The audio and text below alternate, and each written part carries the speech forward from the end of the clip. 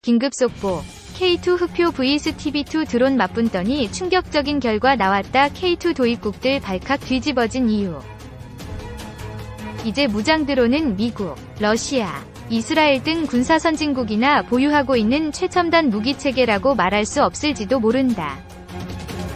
가령 작년 발생한 아제르바이잔 아르메니아 간 전쟁에서 아제르바이잔군이 보유한 터키제 바이락타르 TB2 드론이 아르메니아군의 T-72 전차와 BMP 장갑차를 파괴하는 모습이 유튜브를 통해 널리 알려졌지만 아제르바이잔도 아르메니아도 솔직히 무슨 대단한 군사력을 보유한 나라들이 아니다. 아제르바이잔은 바이락타르 무장 드론으로 약 90대 정도의 전차를 파괴하는 전과를 올렸다고 한다. 한마디로 지금의 세상은 아제르바이잔 정도의 국력을 갖춘 나라도 어쩌면 손쉽게 무장 드론을 갖추고 전장에 투입할 수 있게 된 그런 세상인 것이다. 참고로 나무위키에 의하면 아제르바이잔의 GDP는 472억 달러 2019년 기준이며 국방 예산은 22억 달러 2020년 기준라고 한다. GDP는 우리나라의 30분의 1이 안 되고 국방 예산은 20분의 1이 안 된다. 드론봇 전투단을 보유한 드론 선진국? 드론봇이란 아마도 드론과 로봇의 합성어일 것이다.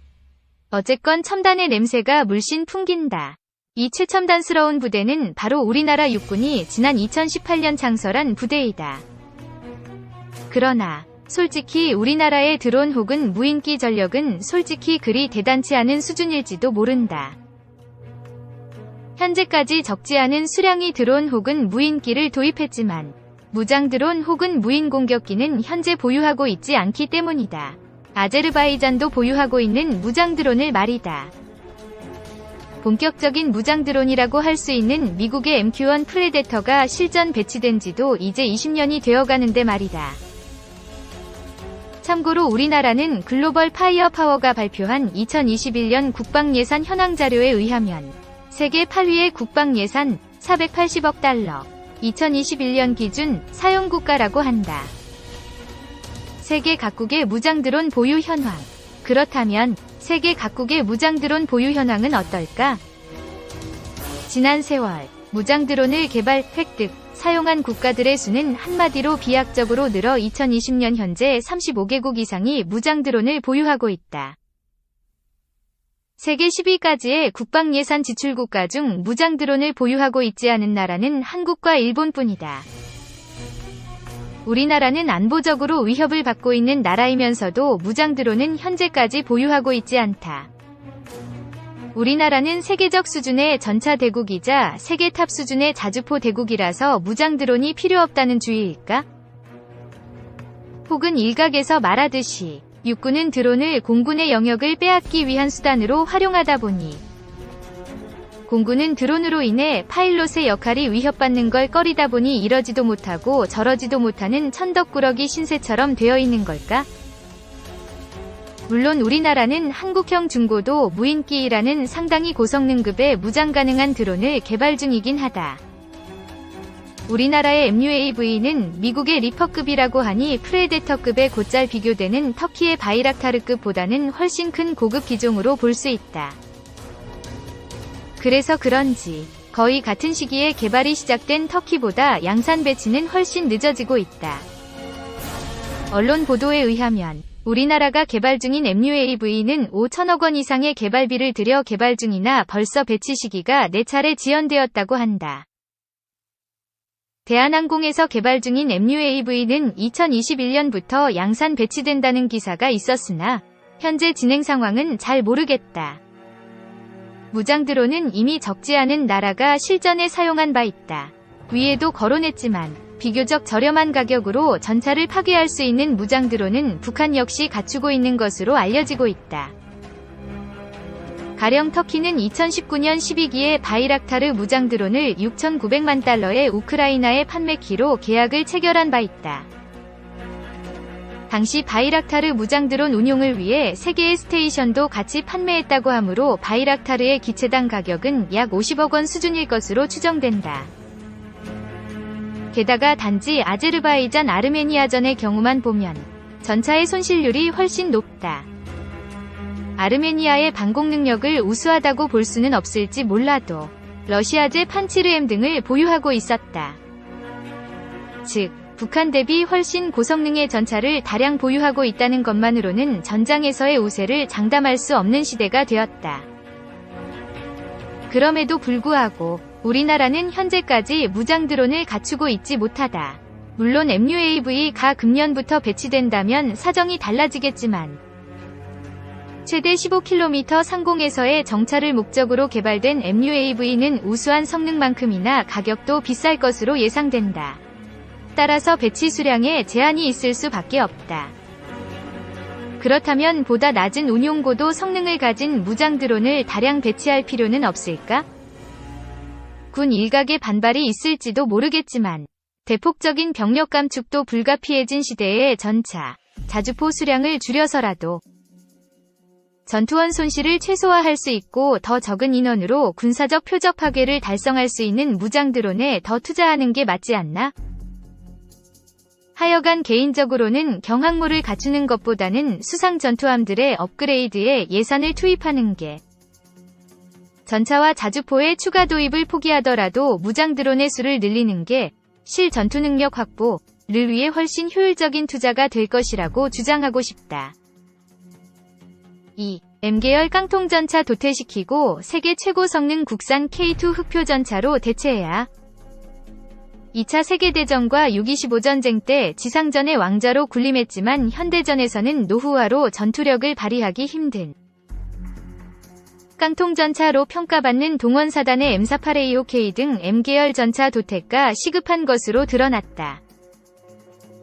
MR계열 전차를 세계 최고 성능의 국산 K2 흑표 전차로 시급히 대체해야 한다는 주장이 국회에서 제기됐다. 국회 국방위원장인 민홍철 의원은 6일 기자단에 배포한 국정감사 자료에서 M계열 전차는 노후화돼 전투력 발휘 및 운용 유지가 제한돼 대체 전력 확보 필요성을 제기했다. M계열 전차는 특히 도하 능력 떨어지고 기동력 화력 방호력이 취약하고 조준경 성능도 저하된 데다 유지비용까지 급상승해 현대전의 전투력 발휘에 한계가 따르는 등 잔존 가치가 없는 깡통전차라는 평가를 받고 있다는 것이다. 민 의원 측은 1982-1983년 성능 개량 후 기준 수명인 25년 대비 13-14년 이상 초과되고 수리 부속 확보 문제 등 운용 유지에 어려움을 겪고 있다. 며 기동분단 편성 및 전투력 발휘의 완전성 보장을 위해 K2 전차 추가 전력화가 필요하다고 지적했다. 현재 기동분단 예하 일부 사단만 K계열 K1A2 전차를 보유하고 있다. 며 K1A2 전차보다 기동화력 방호력이 강화된 K2 전차를 추가 전력화해 지상 중심, 적 후방 깊숙한 곳, 기동 수행 여건을 보장할 필요가 있다고 지적했다. K2 전차를 추가 전력화할 경우 M계열 전차는 도태시키고 육군 전차의 전력 구조를 K계열 전차로 개선이 가능하다는 것이다. 육군에 따르면 현재 4단급 부대가 보유한 K1AI 전차를 K2 전차로 대체할 경우 기갑여단의 K1E1 응 K1A1 동원사단이 보유한 M48A5K는 도태시키고 K1E1 전차로 전환이 가능하다는 것이다. 이와 관련 육군본부는 2019년 합참에 M계열 전차는 노후화돼 대체 전력이 필요하다. 며 K2 전차의 4차 양산 추가 소요를 제기한 바 있다. 방산업계도 K2 전차의 군수 지원성 보장, 가격 경쟁력 확보, 수출 성사를 위해 양산 체제를 지속해줄 것으로 요청하고 있다. 특히 중소협력업체는 2023년 K2 3차 양산이 종료될 경우 생산 공백에 대한 대응 역량이 떨어져 전차 생산 기반이 크게 약화할 것을 우려하고 있다. 합참은 현재 지상군 구조 발전 및 미래 기갑 전력 구상 등을 고려해 K2 전차 4차 양산 소요 방안을 신중히 검토하는 것으로 알려졌다. 3. 혹한 테스트 받는 K2 흑표, 독 레오파드와 비교해보니 20일 디펜스루마니아 등 유럽 내 여러 외신들에 따르면 노르웨이 차세대 주력전차 후보 선정 사업에서 후보 기종에 선정된 현대로템의 KENO 흑표 와 독일 크라우스 마페이 베그만, 크라우스 마페이 웨그만 KMW 위 레오파드 EH7가 최근 혹한기 테스트를 받고 있는 것으로 확인됐기 때문이다. 노르웨이 당국은 이번 혹한기 테스트에 참가한 업체들 중 한 곳을 선정해 연내 최종 계약에 나설 예정이다. 유럽 현지 방산 관련 매체들은 노르웨이 차세대 주력전차 사업의 최종 승자가 변수가 경제성이 될 것으로 보고 있다. 최종 후보에 오른 현대로템의 KE&O와 KMW 위 레오파드 EH 위 성능이 큰 차이를 보이지 않는 상황에서 결국 경제성이 변수가 될 것으로 예상하고 있어서다. 세계 1, 2위 전차의 격돌. 밀리터리 투데이에 따르면 세계 최고의 성능을 가진 전자는 독일의 레오파드 EH7이다. 레오파드 -2는 1970년 후반에 등장해 노후 모델이라는 평가도 많지만 강력한 MTU MB873 엔진을 기반으로 한 성능 개량을 꾸준히 진행해오면서 세계 최강의 전차라는 평가를 받고 있다. 실제 현재 노르웨이가 운영 중인 주력 전차 역시 독일산 레오파드 EH4다. 노르웨이는 네덜란드에서 20여 년간 운영했던 레오파드 전차들을 다시 사들여 운영해왔다. 이번 차세대 주력 전차 선정 사업 역시 노후화된 레오파드 EH4 전차를 최신형으로 교체하고 50여 대에 불과한 전차 수량 역시 200대까지 늘리겠다는 것이다. 레오파드 전차 시리즈 중 최강이라 평가받는 레오파드 EH7은 스펙에서 압도적이다. 120mm 라인 메탈 활강포를 주포로 장착해 뛰어난 파괴력을 자랑하며 65TW 무거운 덩치에도 1500마력의 파워텍에서 뿜어져 나오는 힘을 통해 날렵한 주행이 가능하다. 1980년대부터 1세대 모델이 등장해 현재까지 개량이 이어지고 있으며 2010년 이후 선보인 7세대 모델의 경우 독일군을 비롯해 헝가리, 덴마크 등 유럽연합 내 여러 국가에서 사용 중이란 점도 레오파드 EH7이 장점 중 하나다. 반면 현대로템의 KE&O 흑표 전차는 레오파드 EH7보다 살짝 작은 사이즈에 무게도 10T 정도 더 나간다. 국방과학연구소가 현대위아가 공동 개발한 120mm 활강포를 주포로 사용한다. 충격 흡수 능력이 우수한 ISU 유기압 현수장치를 장착해 이동 간의 사격 명중률이 높고 승조원 피로도가 낮다는 점도 KE&O의 특징이다. 특히 노르웨이 차세대 주력전차 선정 사업의 경쟁자로 등장한 레오파드 EH7의 경우 자동 장전 장치가 없어 이동 중 사격 시 사격 속도가 절반 이하로 줄어들지만 KE&O는 버스식 자동 장전 장치 덕분에 기동 시에도 분당 12발의 사격 속도를 유지할 수 있다. 자동 장전 장치를 장착해 승조원이 3명으로 줄어든 점도 장점이다. 전차 차대 높이 2.4m에 불과해 은폐-언폐에 유리하고 전투 시 방어 면적도 줄어들기 때문이다. 130억 크론의 예산이 변수. 현대로템의 KE&O와 독일 KMW의 레오파드 EH7이 노르웨이 차세대 주력전차 후보로 선정되면서 노르웨이 내부에서도 입장이 갈리고 있다.